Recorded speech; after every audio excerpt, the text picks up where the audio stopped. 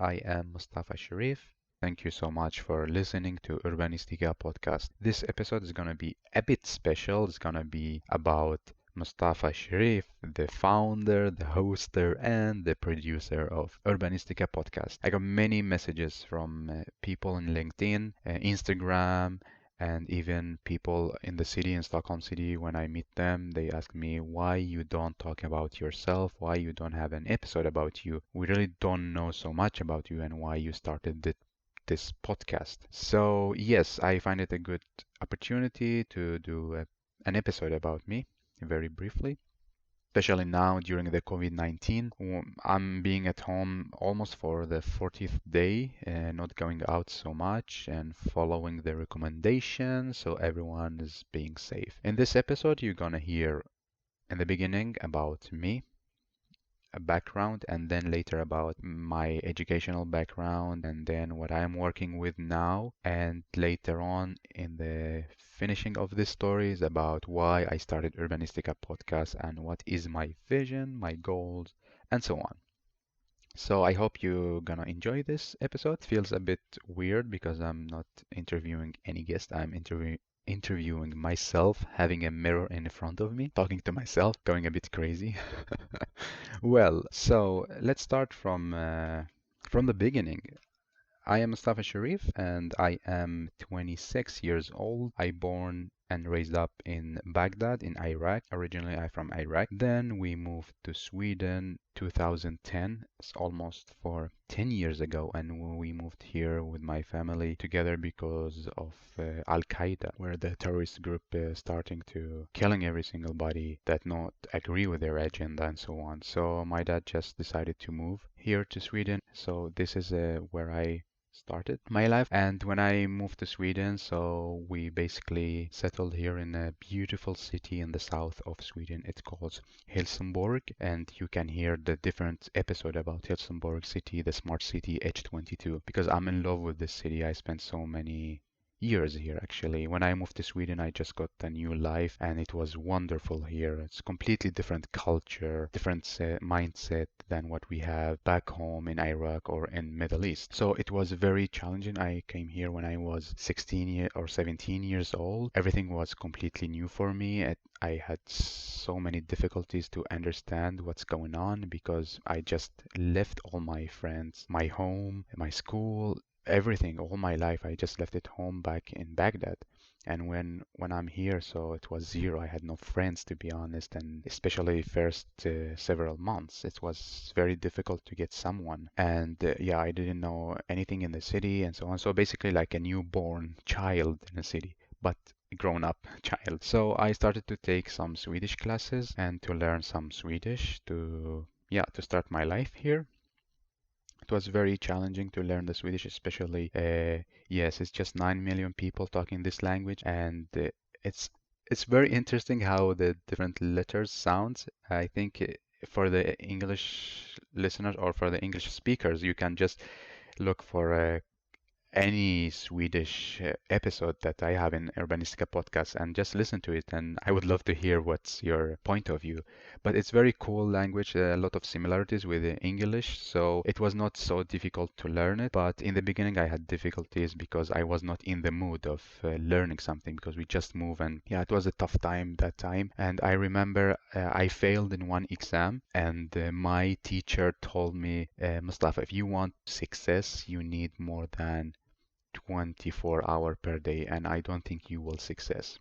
This teacher, she affected me so much when she told me that sentence, and I still remember it even after 10 years. I will keep remembering it because that time I just felt like I was a dead. I couldn't, how to say, yeah, everything was black in my eyes and I couldn't see anything because it hurts so much, especially from a teacher and especially when you're in a new country. But anyway, it's not, I'm not telling that every teacher here it's so negative. Of course not, because I had so many wonderful other teachers that pushed me and made me so great and so open-minded. Back to my story. Well, it's difficult to keep track because I don't have anyone to stop me.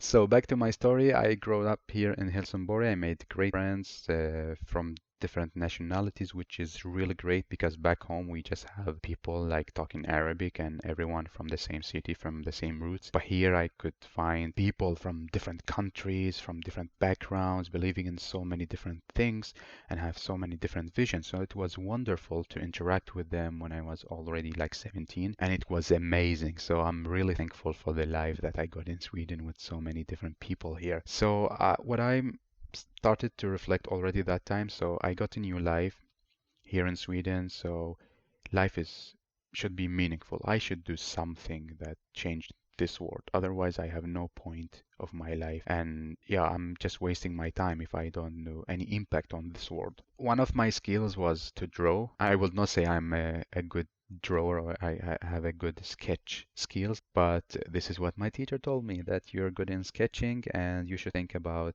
studying something related to drawing. Back in time, I really like architecture.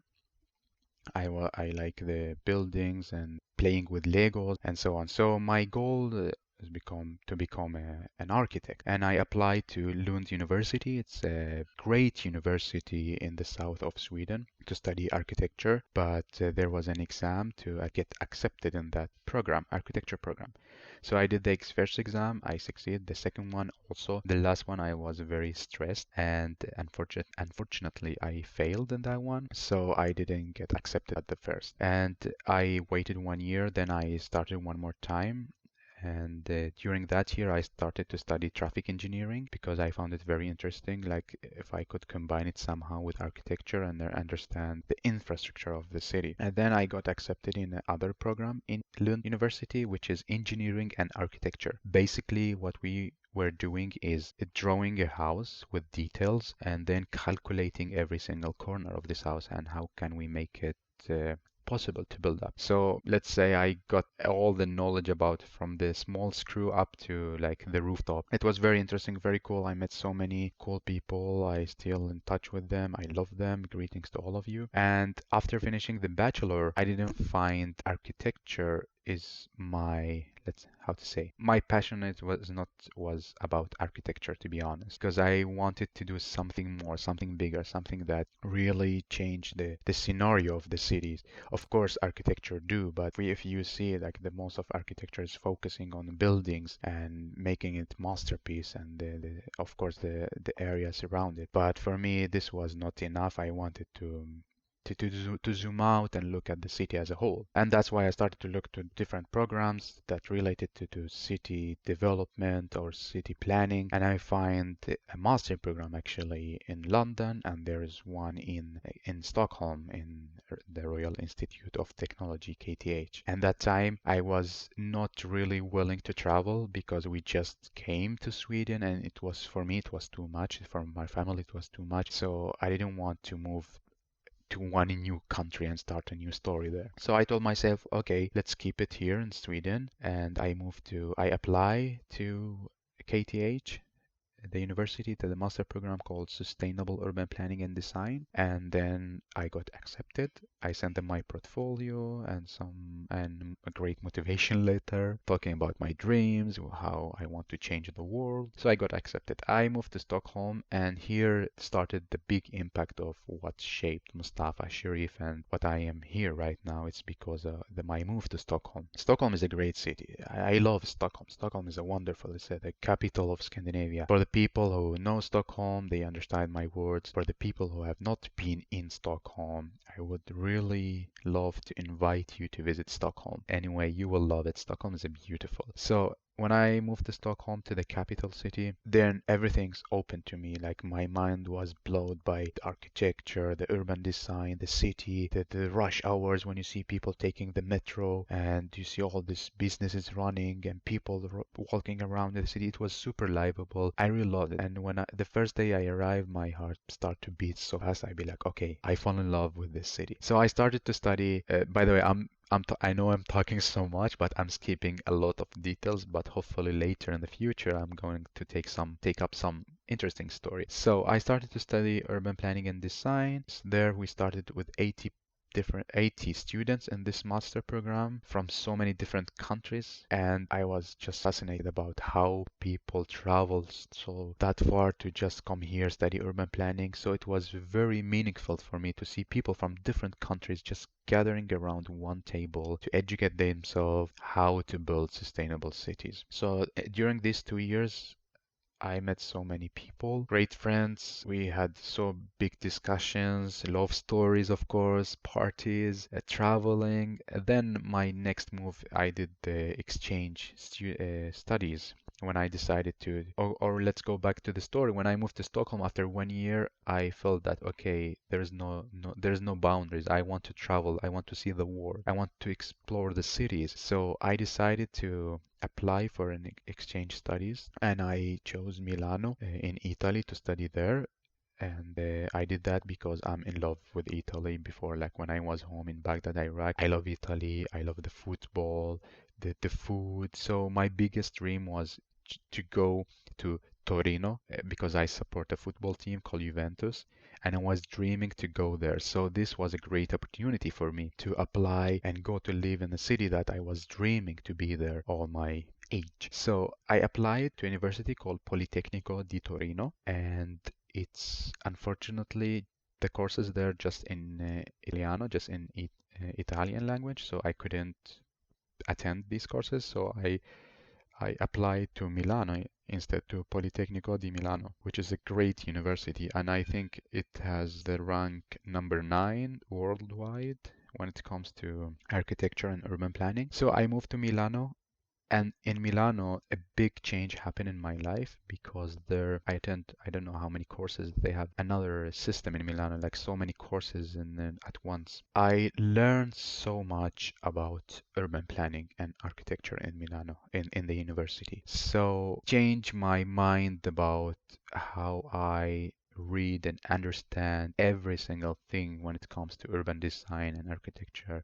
It changed my mindset. And in I stayed in Milano 6 months, but in these 6 months, to be honest, and greetings to my teachers and professors, I didn't attend so many classes, just the mandatories. And during the week, I was traveling to different cities in Italy and also around Italy, and even many different cities in Europe. I was going there around and just getting inspired by my superhero Jan Gale, the great man, the one who changed the perception of urban planning. So I was going to different cities, just looking at how people move, what is the best places, talking to people, just receiving and observing how city life can be. So during 6 months, I traveled to almost 25 countries in Europe, which was really crazy. And during my travel, like in the bus or train, I was studying and preparing the let's say the homework to the university. And yeah, so basically my life, 6 months I was traveling, studying on the train, and then arriving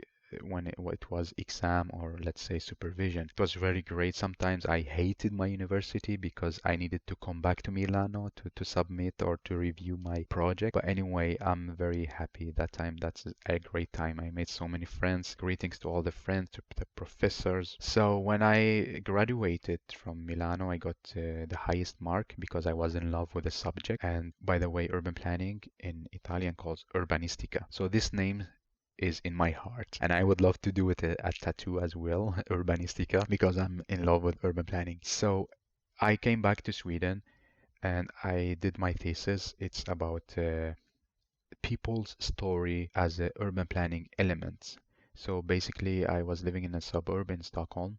It's a segregated one, and what I wanted to do is that we use people stories to create the urban planning elements. So because what's happening almost is that urban planners just look at an area and then they draw, they make the design, and that's it, done. And then people start to live there.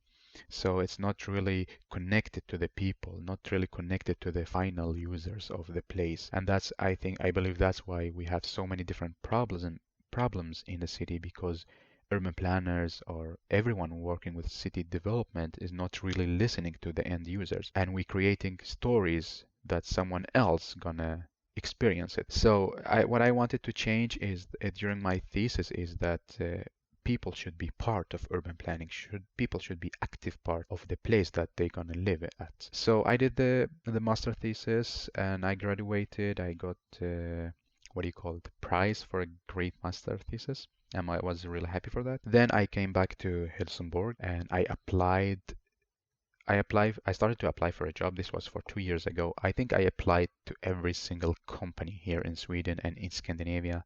But it's difficult for a young urban planner to get a job. It's high competition, but there is a company, they wanted to meet me and they call Landskapslaget, the landscape team in English. And we talked a lot about my vision, about their vision, and how can I create a value in the company and how we together with the team can create a value in the city. So it was a positive meeting. Then I got some other interviews, but I didn't match with the vision of the company. So I started to work at Landskapslaget, and there I started to work as an urban planner with focus on the social aspect of a sustainable city. And there I tried to get in my idea about that we should talk to people before we start to draw a single line on a map. And things got very well. And yes, we started to talk to people. A municipality here in Sweden, the Stockholm municipality, they have also a kind of analysis that, or observation that you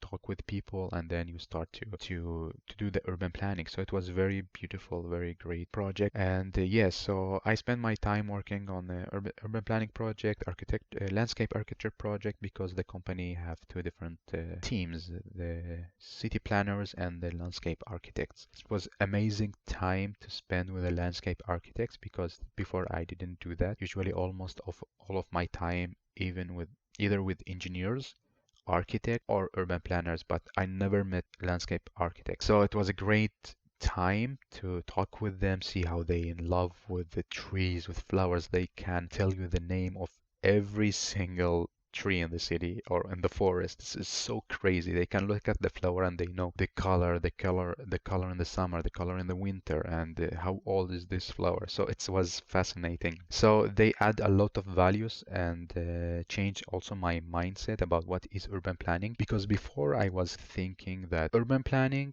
is about people, that we should have people as a start point. Everything should be around people, like people in the center, and then you go for your plan. So in that time, like before I start to work in this company, I was believing into this concept that people is in the center. When I started to work, when I started to talk to the landscapes architect, they changed my mind. And what I mean is that why should we choose if the car is the start point of urban planning or if the people is the start point of urban planning?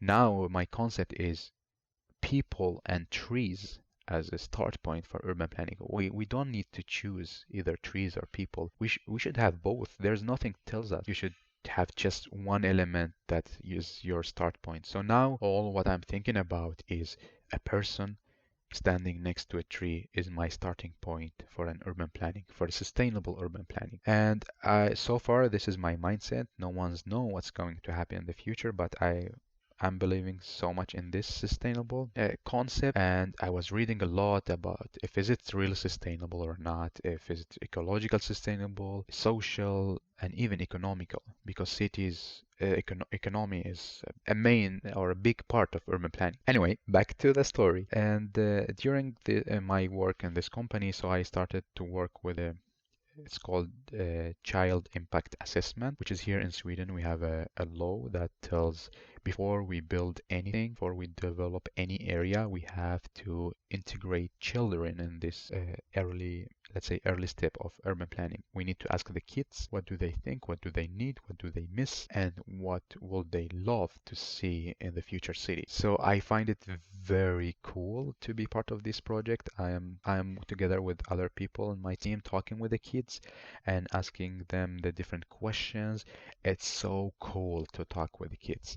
They are so creative, they are so crazy. Sometimes they just bring so cool ideas about urban design that not even us adults thought about it. I really enjoyed working on this kind of a project, and now I'm focusing also to promote or to work hard to build the child-friendly cities. And yes, so this is my goal now when I work professionally, is to create cities that based on people and trees, and also these cities are more focused as a child-friendly cities. So this is my work, and apart from my work as an urban planner, so I do so many different things.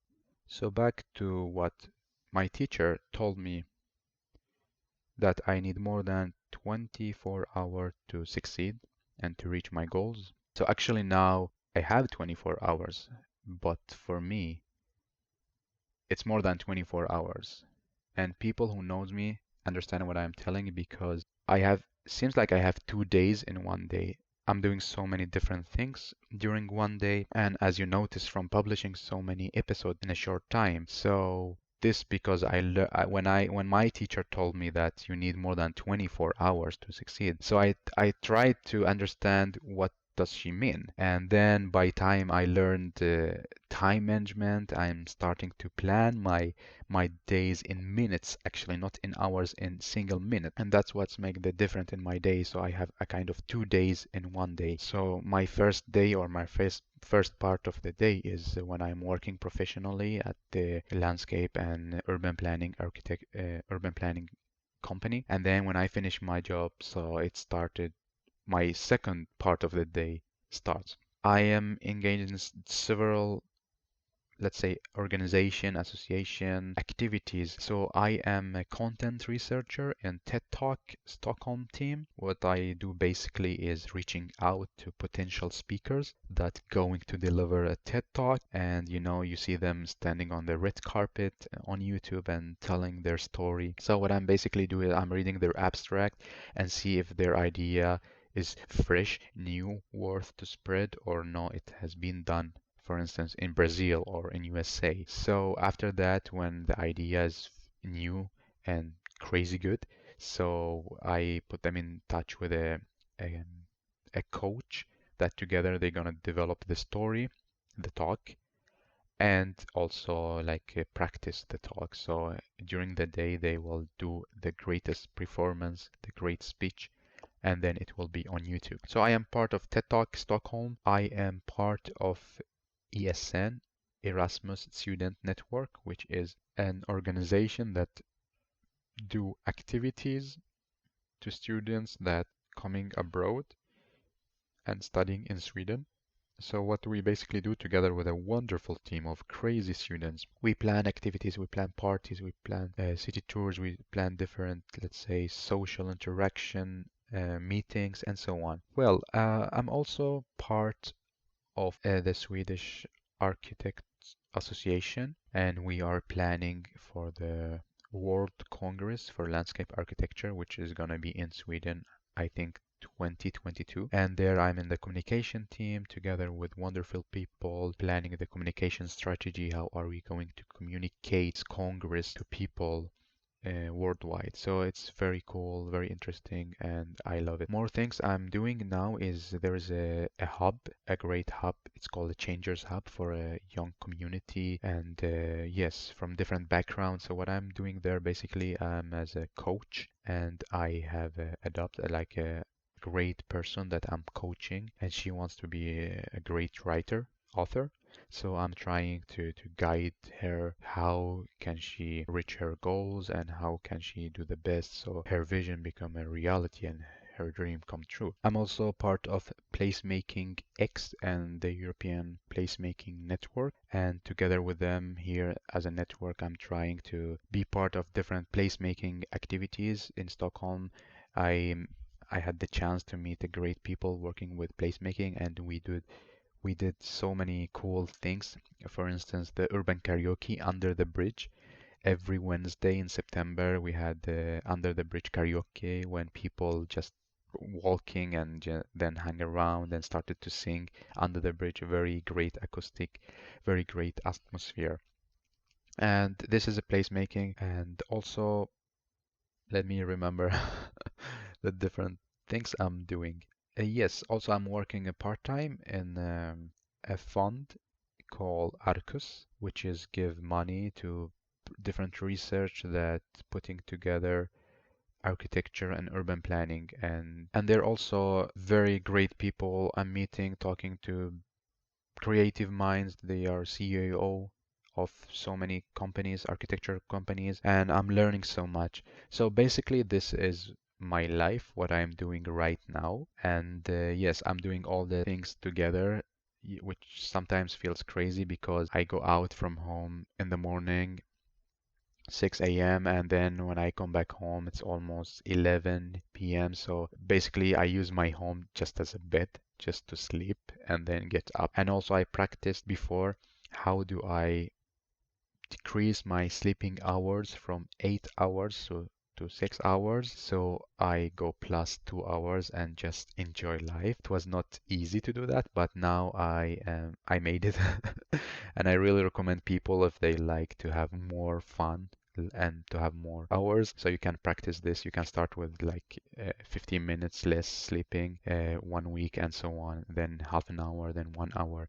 And yes, then your body will get used to it. And yeah, you need to make sure that your body will react positively with this kind of life hack. Yes, so that was basically about me, very briefly, 30 minutes talking. And so why I started Urbanistica podcast. The thing is, I am meeting so many people every day, very creative minds, very great people. They are inspiring me. And after we meet, when we finished our conversation, I go home, they go home, and that's it. The great talks stays between us. So I was thinking, why not sharing these talks together with other people to inspire them? So this was one reason. The second reason is I'm super bored by working as an urban planner. It doesn't mean I hate my job, but urban planning sometimes feels super boring. It's not because it's not creative or not. No, it's super creative, super cool, but the boring part is municipality have some regulations, then the client have some rules, and then your boss has have something, and then in the end they expect you to be creative and create a sustainable city. And it's a lot of pressure when it comes to working hours. You have like 10 hours and you need to deliver something. People who's working with, let's say, engineering, architecture, landscape architecture, urban planning, they understand what I'm telling because usually you get just limited amount of hours and then you need to deliver a project. And this project, of course, should be sustainable, should be social sustainable, ecological sustainable, and also economical sustainable. So the municipality or the private landowner can pay for this. So I find it a bit stressful and I find it a bit makes no sense. Maybe because I just work 1.5 year in this sector, but I see it is not really healthy. And with this amount of pressure or with this mindset of working to develop cities, we are not going to reach really sustainable cities. So it was one reason for me is that to I wanted to change the mindset myself, but also people who's feeling the same kind of a pressure or they feel there's a lack of inspiration. So I thought a lot about starting something to talk about the different issues of the city and the different issues that we are facing as an urban planners. So this was one more reason. There are so many other reasons. One of the reasons that I wanted to highlight stories of people that not working with city develop, people that we as a city developer not meeting it during the daily time and we are not talking to when it comes to project. So this podcast, I wanted also to bring up the stories to the table so I can inspire people and tell them that there are so many different stories in this city. And when you plan, you need to consider these stories because they are people. They gonna use the city. So every single street or every single pavement or let's say every single rule you're gonna make when you develop an area, this going to affect so many lives. And we need to be very careful because what we plan, we're not planning for 1 year or 2 years, we're planning forever. We're planning a whole life, and this can affect so many people. So yes, this reason was more about to get inspiration to understand who are the different stakeholders, people in the city that we didn't thought so much about them. And yes, I'm willing to interview like kids, I'm willing to interview doctors, teachers, food truck driver, and the people in the city, whatever they do, whatever they work with, whatever their background, and just to understand what is life for them and what is the city life for them. So, and also again, back that I wanted to change the mind. I see that we are not really developing cities in a sustainable ways. We are focusing maybe on one part, maybe on the economical part, maybe on the social part. But in order to create a sustainable city, we need to think about so many different aspects. I know it's not easy to do that, but it's possible if we want to do it. If we have a mindset to do it, so we can do it. So from this podcast, my aim is to change people about what city development is about and also what is a smart city. Many people think smart city is about high tech, it's about application, artificial intelligence. Yes, of course, it is about these things, but also there are so many things that we are missing.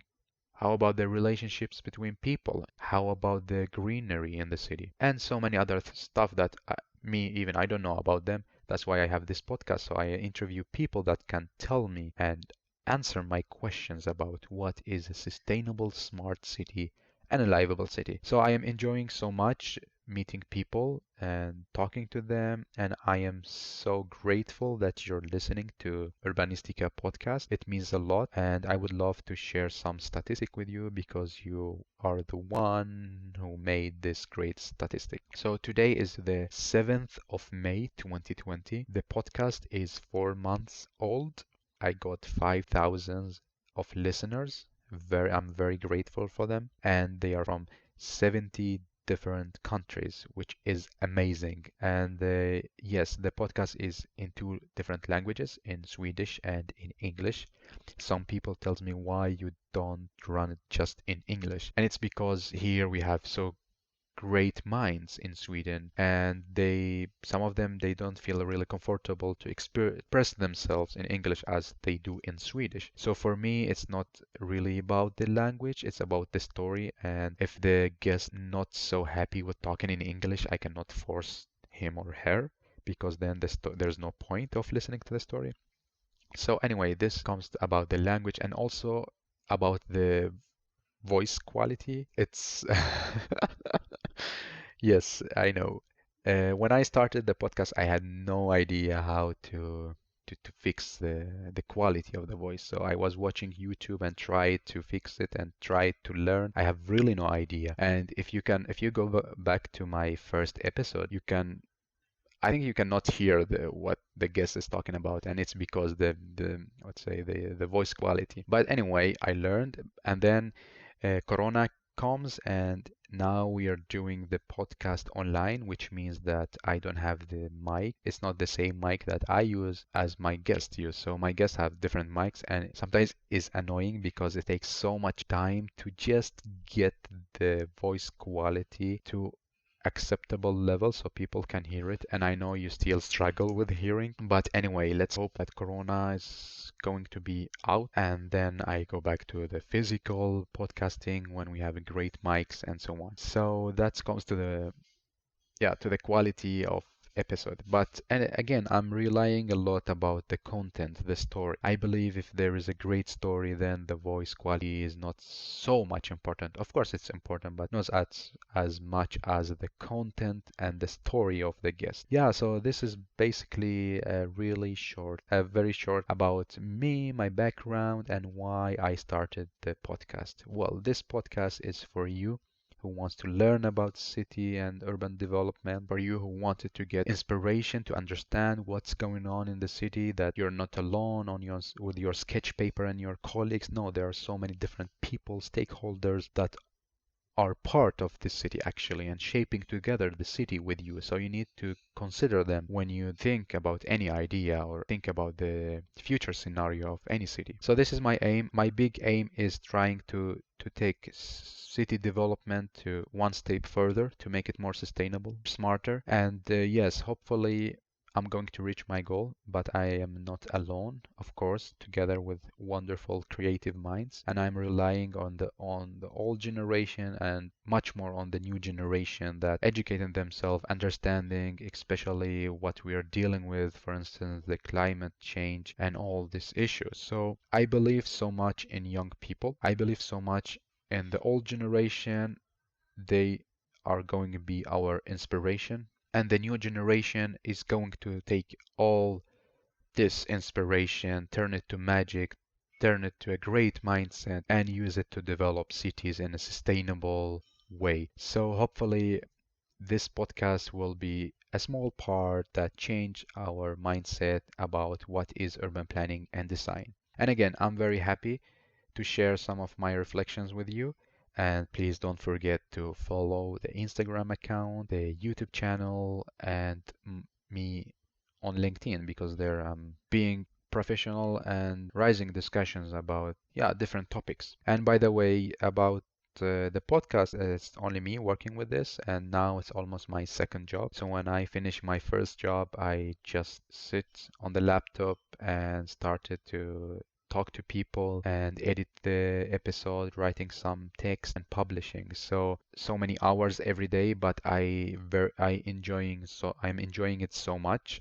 I'm getting inspiration every time I'm listening maybe to the same episode 3 times just to fix it. So hopefully you like it. If you have any recommendation, if you would like to suggest any guest to be in Urbanistica Podcast, please write me, and I am very happy to collaborate, to hear from you, because the future or already the now time is about collaborating. It's about together we do change, about together we create sustainable city. So again, thank you so much for listening to Urbanistica Podcast. I am Mustafa Sherif. Have a good life.